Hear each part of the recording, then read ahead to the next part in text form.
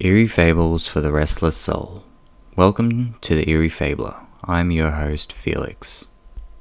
Whether you're watching for something to fall asleep to, or maybe even keep you up, creepypastas, scary stories, and everything in between.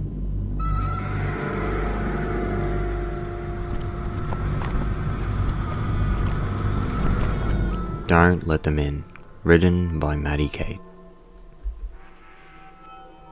Addiction took her mother slowly, rocked her through it, and sung her to sleep sunk deep into the mattress on her bed. When her back teeth fell out, she left them on the side of the bathtub. I was 7. I kept the teeth in a matchbox, the missing pieces of her kept safe so that she wouldn't be lost forever, so maybe one day we could put it back together.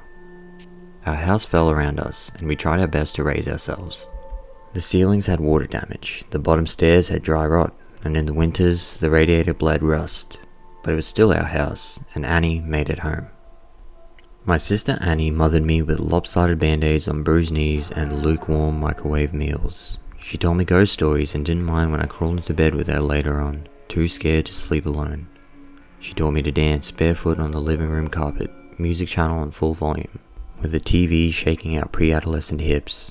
She always let me shower first so that I could enjoy the hot water and never complained when she had to make do with the cold. She brushed my hair every day before school, even when I screamed and hit her when she caught the tangles. Annie was dark-haired like her father, whoever he had been, but I was blonde. Annie was desperate to be blonde too, like Marilyn Monroe. Like Mum. I think she thought it would make them closer, remind Mum less of her dad. I would give anything for her to have her hands in my hair one more time, even if it did hurt. She moved to New York when I turned 18 and never came back. I still dream about her sometimes. Keeping up with our mother was impossible, and we learned from a young age that we would always be left behind. It still didn't make it any easier. When she was drinking light, she was radiant and would wake us up at 3 a.m. with pancakes dripping in cherry syrup. Sometimes when the weather was right and she'd had enough of being drunk alone, she would call her school up and tell them we both had come down with summer sickness, and we'd drive to the beach instead. I remember being 9 years old in the back seat of the car coming home after one of our ocean days, sucking the salt from my fingers. Annie had just dyed her hair blonde, her best friend Jane helping her bend over our kitchen sink. From the back seat, I couldn't tell who was the mother and who was the daughter. Radio up and the windows down, blowing the sky inside. When she did drink heavily, she'd be out all night, hair piled up like a beauty queen, eyes glazed over and ringed with glitter and black. Sometimes she'd be gone a day or two. She would never give us an advance notice. One day we'd just wake up to an empty house, with the fridge packed full and a post note on it, complete with a smear of Mum's lipstick and the outline of a kiss, telling us she'd be back soon. Sometimes she would bring guys back home, filling the table with beer cans and ashtray, smoke up to the ceiling, with Mum lost in the haze. We'd sleep with pillow over our heads trying to drown out the music they would blast all night, and wake up to strangers at our kitchen table in the morning asking us where we kept the coffee. When Mum drank too little, she fell apart. She wouldn't buy any food, and the refrigerator went bare. She chain smoked, leaving cigarette burns on the wallpaper up the stairs like the walls were sick and decaying. She barely slept, walking around with blue half-moons under her eyes, knuckles raw. She would scream at the slightest thing. I remember once when I spilled a glass of juice on the couch. She looked over at me with dead eyes and dragged me off onto the carpet. She took every single cushion off the couch and into the backyard and set them on fire. Annie went to watch a while from the window and then sat next to me on the floor, backs pressed against the skeletons of the seats, head resting in the crater of my collarbones. But the worst was when Mum drank too much. She'd laugh too loudly and too long at anything and everything until her mouth started to shake and she began to cry into a cereal at the breakfast table. Annie shut down when Mum got like this, going somewhere deep inside herself where no one could hurt her. She'd stay up until morning watching old black and white movies on TV, whispering the lines she knew by heart like prayers. When I was 5 years old, I'd cry when I'd find Mum passed out on her bed, sure she would never wake up. Annie would wipe my tears and tell me she was only sleeping, like the princess in my storybook. We'd sit on Mum's bed together and wait for her to wake up. When we were older, I was the one who would pick Mum off the bathroom floor again and again, and Annie would put her to bed, smoothing her hair off her face, wiping the vomit from her mouth, and changing her clothes if she'd pissed herself. Watching them then, there was no doubt that Annie was the mother now. It was October and I was 13, Annie 16. It was a Wednesday night and Mum had been gone for 2 days. She called us that morning from a payphone, voice slurring, telling us she had the best time with all her new friends and that she hoped that we were doing fine. When she asked me if I was having a good birthday, I hung up on her. My birthday had been the day before. Annie had given me a pile of presents, strawberry lip gloss and glittery nail polish. I didn't ask where she'd gotten the money for them. I didn't really care. We'd taken the bus to the beach with Jane and ate the birthday cake she had made for me, sand getting into the frosting. It tasted like sweetness and the sea, and I savored every bite, and the scrape of sugar against my teeth. We watched the sun go down as Annie snapped grainy photos on her Nokia. I blew out my candles, wishing over and over that Mum couldn't come home, that she'd stay gone this time. But that Wednesday night, Annie and I weren't speaking. Anger hung heavy between us, seeping through the floorboards. It began when she tripped at the bottom of the stairs. We both laughed, Annie throwing her head back, the gap between her front teeth catching the light. When I'd bend over to pick her up, I felt her breath warm against the freckles on my cheeks. I let go of her arms and she fell again, hitting the floor and grinning, shaking her hair from side to side. Her breath was heavy with whiskey. I couldn't stop picking her up too, couldn't watch her fall again and again. Just like Mum, I knew she'd never get back up. I stared down at her, blonde hair hanging over her eyes, and all I could see was our mother. Then I ran, feet slamming the hallway like heartbeats turned loose. I ran for the kitchen and tipped every bottle we had down the sink, shoving Annie back as she fought to stop me. She caught the liquor on her fingers as it fell. She grabbed my shoulder and made me drop the very last bottle. It smashed between us on the floor, glass shards shining like we dragged the stars out of the sky and broken them, like pieces we could never put back. Outside through the open windows, the sky turned pale gold, and the clouds a mess of pink and cream smeared across the horizon. I cried, watching my sister on her knees picking up the pieces. That was Annie, always trying to fix things even when it was too late. A few days later, still in a bout of rage, the smell of food dragged me out of my room, my stomach turning traitor inside my ribcage. Annie was cooking pasta, real food not made in a microwave. She'd set the table, Tammy Wynette singing softly from the CD player, Annie gently swaying her hips as she stirred the tomato sauce rich and warm. As we ate in silence, I forgave her more and more with every bite. Mum never cooked dinner. She never remembered my favourite had been spaghetti since I was a kid. I never stayed sober long enough to sit up at the table. Annie wasn't Mum. We were washing dishes when we first heard it. A moth was crawling down the inside of the pane, and I cracked the window to let it out into the dark. From the backyard came a faint sound. I tilted my head to listen as it was coming from far off. Crying, I figured it was Mika, the 2-year-old's next door, having a tantrum loud enough for us to catch. Or maybe even Lucky Strike, the cat that belonged to the junkies down the street, begging for food like he did sometimes. I'd always wanted to feed him when he came around, winding over my ankles, but Annie always stopped me, saying that once he started giving, they never stopped taking. Looking back, I don't think she was talking about the cat. Annie flipped the Christmas lights strung up around the porch, and we sat on the plastic beach chairs watching the skies. When we were little, we'd sit outside and Annie would tell me the names of all the constellations and the stories of how they came to be hung up in the night sky. I had to grow up before I realized she made them all up as she went along. It was a game we still like to play now, making up ridiculous stories for the shapes we could pick out. Yep, that one is Coors Light. It got there when God dropped it out of his convertible window and never picked it up, she said, nodding sagely and hiding her smile. Of course, I said, waving my hands and pointing up past the power lines, right next to the ashtray, left there by the angels on a smoke break. Yeah, they say if you wish on it, all your dreams will come true, said Annie with a grin. Then she stopped laughing and her voice grew quiet, face tilted up to all those dead stars.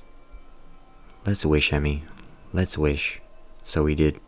The sound of wailing interrupted us. It was closer this time, and definitely human. We turned to one another in confusion. Annie shrugged, and I squinted into the black. It sounded like a baby, lost, tired, and alone. It must be Mika, I said, slowly getting to my feet. Maybe he walked around the back? Do you want to call Connie and tell her we'll bring him in? Annie didn't reply. I sighed and rolled my eyes. Okay, I guess I'll do everything then. I stepped off the porch, grass soft against my heels. The air smelled like it might rain, fresh, clean, and growing. A promise unfulfilled.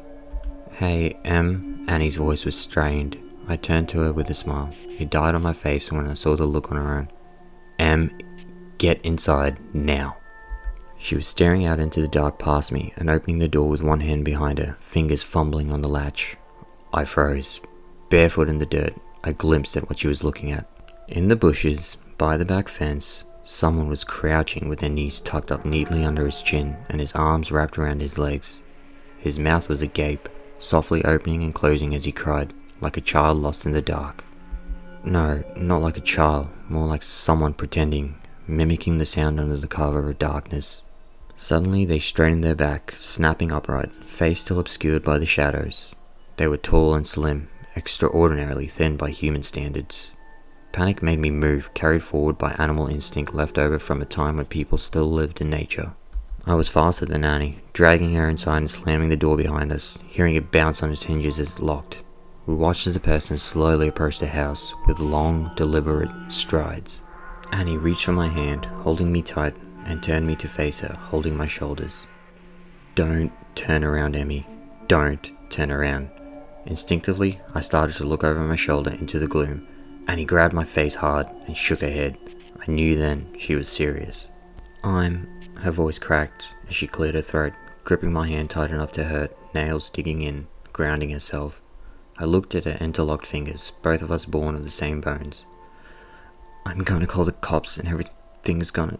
Her voice faltered, stuttering, tears spilled over her lashes.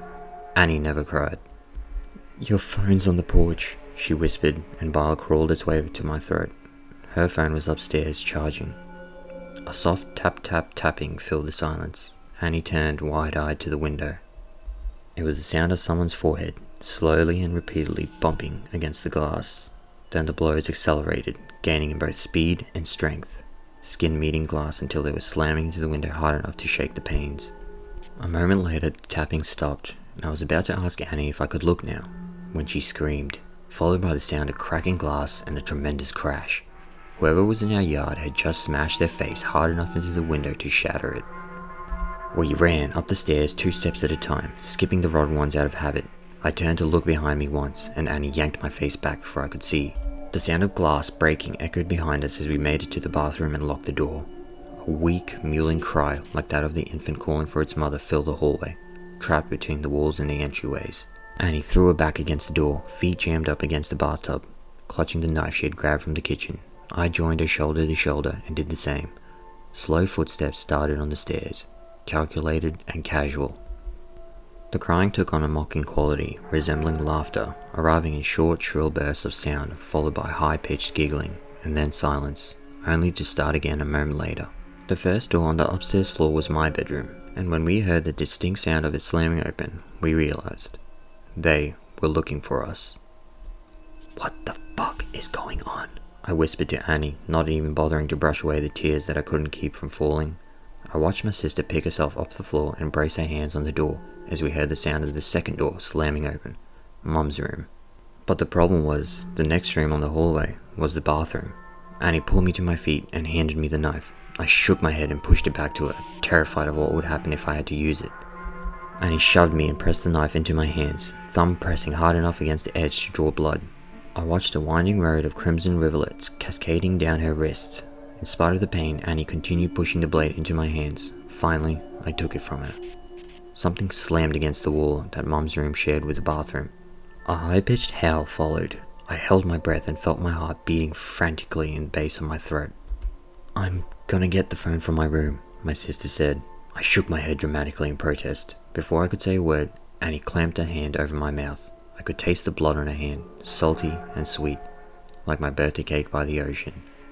"Yes, I'm gonna get my phone, and I'm going to call the cops. We're gonna be okay." I shook my head again. "It's the only way," Annie insisted. "When I go, I need you to lock the door, and I don't want you to open it for anything or anyone. Not for me. Just don't open it, promise me." I shook my head, and Annie pressed her hand against my mouth, pushing my teeth against my lips so forcefully it made my eyes water. "Promise me, Em." Something smashed in the next room. Annie brushed the hair from my face and gently tucked it behind my ear. "Promise," she mouthed, and unlocked the door as slowly as possible, the bolt scraping gently. I watched the curve of her shoulder disappear into the darkened hall like the moon in eclipse, and then she was gone. I couldn't move or breathe for a second, and then I slammed the bolt shut just as something bounced off the outside of the door. A high-pitched scream ensued, followed by the handle rattling up and down hard enough to pop a screw loose. I watched it roll towards me on the tiles, and then everything went still. I sat with my back to the door, holding the knife and wishing I was holding Annie's hand instead. The silence continued. For a moment, the only sound was that of my breath slowly filling the room. A voice broke the illusion of solitude. A familiar voice came through the door. Startled, I gripped the knife even more firmly than before. "Honey, what's going on?" "Mum?" My voice cracked. "Mum, is that you?" I wrapped my arms around myself to keep me from shaking. "Sweetie, it's okay. Just open the door. It's okay. Just let me in." The handle rattled again, gentler this time. "Just let me in. It's all okay." She banged impatiently on the door, and I took my handle off the bolt. "Honey, I'm sorry. I'm sorry that I missed your birthday. I'm sorry. I'm such a terrible mother. Please." Her voice broke, and she started to cry. "Just let me in, baby. I'm so sorry." I screwed my eyes shut. She sounded so sad and so lost. I wanted to hold her as she did for me when I was a kid, when I'd come in with a scraped knee after falling off the swings. Maybe this time she meant it. Perhaps it would be all okay. My hand found its way to the bolt again. My sister's voice came through the door, warm and gentle. "Yeah, Emily, let us in. It's all okay."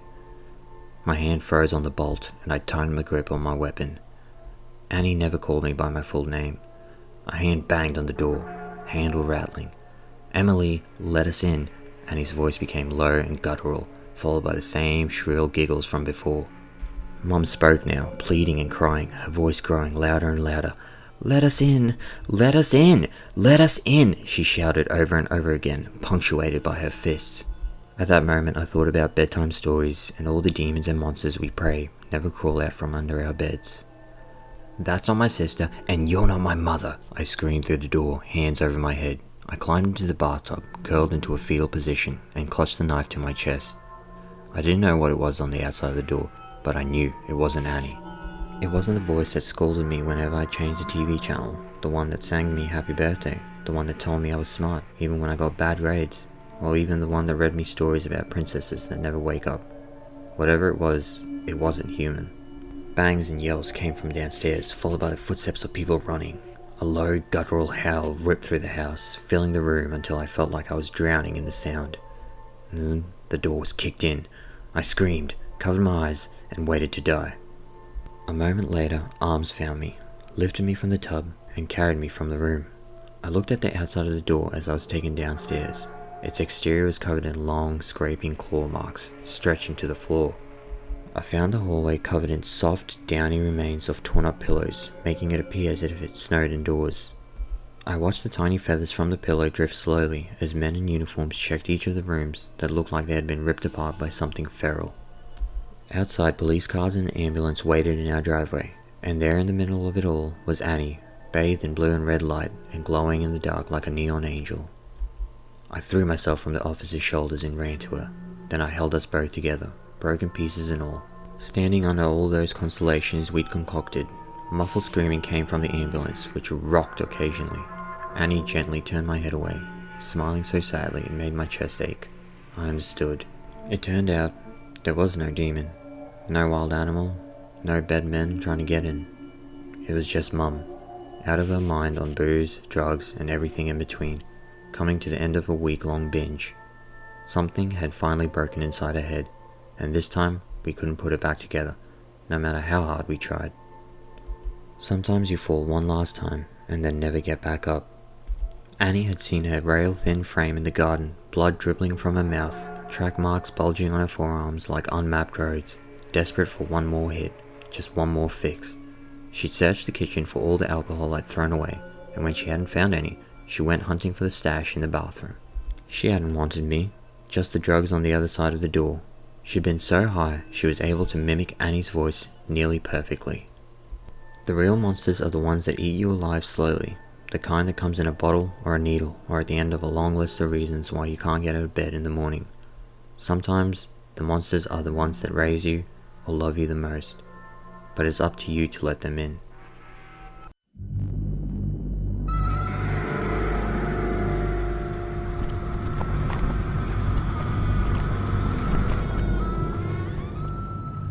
Thank you for watching. If you would like to see more content, please hit that subscribe button. Until next time, this is the Eerie Fabler.